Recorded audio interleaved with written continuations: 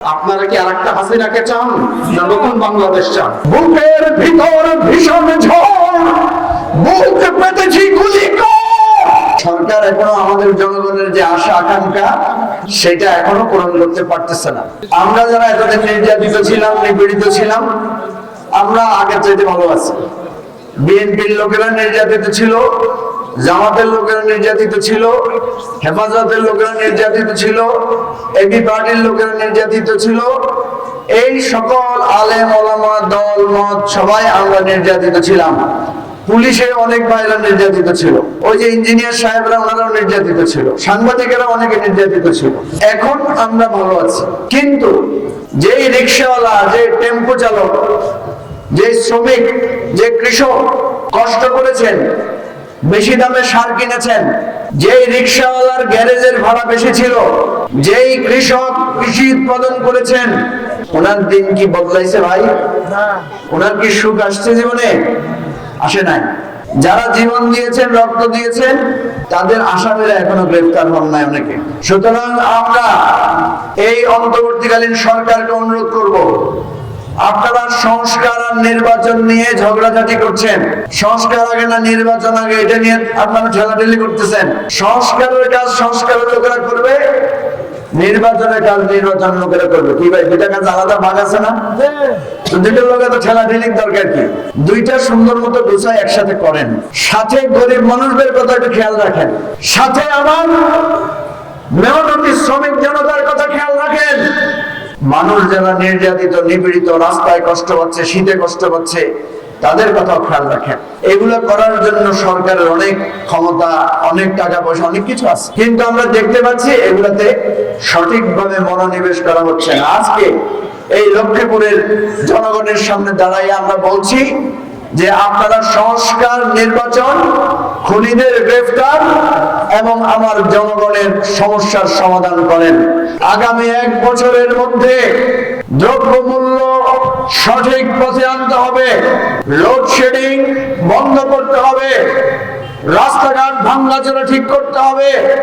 যে সমস্ত সন্ত্রাসীরা আমাদের রক্ত জীবন নিয়ে ছিনিমিনি খেলেছে, তাদেরকে গ্রেফতার করতে হবে। বাংলাদেশের সংবিধান সংশোধন করে আমার দেশের মানুষের যে প্রত্যাশা, সেইটা পূরণ করতে হবে। আর আগামী ডিসেম্বর জানুয়ারিতে একটা সুষ্ঠু নির্বাচন দিতে হবে। আপনারা সবাই রাজি আছেন তো? আমরা এবি পার্টির পক্ষ থেকে বলছি, আমরা আপনাদেরকে এটার জন্য সর্বাত্মক সহযোগিতা করব। সর্বশেষ কথা বলি, আজকে বিদেশের গল্প যখন আপনারা শোনেন, আপনারা খুব খুশি হন।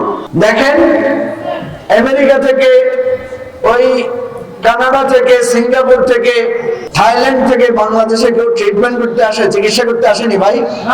আমরা সেখানে যাই চিকিৎসা করতে। কি বলেন, ঠিক না? কি জন্য যাই?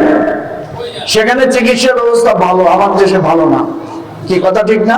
আমাদের ছেলেরা সেখানে লেখাপড়া করতে যায়, আমাদের লোকেরা সেখানে চাকরি করতে যায়, সেখানে পাসপোর্ট বানাইয়া সেই দেশের নাগরিক হইতে যায়। ব্যারিস্টার ফুয়াদ বলছে যে এই উন্নতি না করার পিছনে আমাদের একটা দোষ আছে। এখন এবি পার্টি বলছে যে আমরা আমাদের দেশটাকে ওই রকম উন্নত দেশ বানাইতে চাই। এই উন্নত দেশ খালি আমরা ইনি স্টেজে যেমন বলছি এগুলো করলে ওটা সবাই মিলে করতে হবে, সবাই মিলে আমরা করতে হবে। কিভাবে করব? আমাদের সমস্যাগুলো কি আমরা চিহ্নিত করব, সমস্যাগুলোর সমাধান কিভাবে করা যায় সেটা বের করব। আজকে এই আলিয়া মাদ্রাসার মাঠ থেকে আমরা সিদ্ধান্ত নেই, আমরা দেশের সকল সমস্যা একটা একটা খুঁজে বের করব, সমাধানও বের করব। শেখ হাসিনাকে বাংলাদেশের মাটি থেকে সরানোর জন্য আমার ছাত্ররা রাস্তায় নেমে এসেছিল, তাদের মা বাবারা রাস্তায় নেমে এসেছিল, শিক্ষকরা নেমে এসেছিল, সাংবাদিকেরা নেমে এসেছিল, কৃষক, শ্রমিক, মেহনতি জনতা নেমে এসেছিল। সবাই যখন রাজপথে নাইমা সবাই বলছে বুকের ভিতর ভীষণ ঝড়, বুক পেতেছি গুলি কর। এখানে পল্লী বিদ্যুতের ইঞ্জিনিয়ার ভাইরা আসছেন, আমরা ওনাদের জন্য আলাপ করেছি, কথা বলেছি, প্রতিবাদ করেছি। ওনাদের ন্যায্য দাবি দেওয়াগুলো সরকার পূরণ করছেন, খুবই ন্যায্য দাবি দেওয়া, যেগুলো নিয়ে আমরা ব্রিফিং এ কথা বলেছি।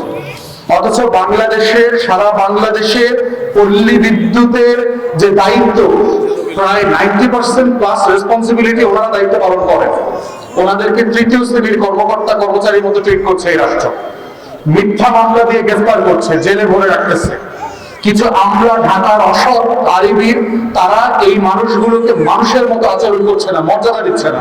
অতএব এই জায়গাগুলো হচ্ছে পরিবর্তন হইতে হবে, এবং এই পরিবর্তনের জায়গাটা শুরু হইতে হবে আপনার জায়গা থেকে। আপনার ইউনিয়ন পরিষদ, আপনার উপজেলা, আপনার গ্রাম, আপনার ওয়ার্ড, আপনার পেশা। আমরা যদি সবাই বদলাই, এই বদলানোর একটা পরিবর্তন আমরা রাষ্ট্রে, ঢাকায় দেখতে পাবেন।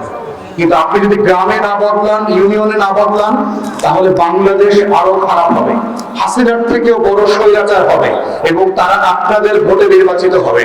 এটা আপনাদের ব্যাপার। আপনারা কি আরেকটা হাসিনাকে চান, না নতুন বাংলাদেশ চান?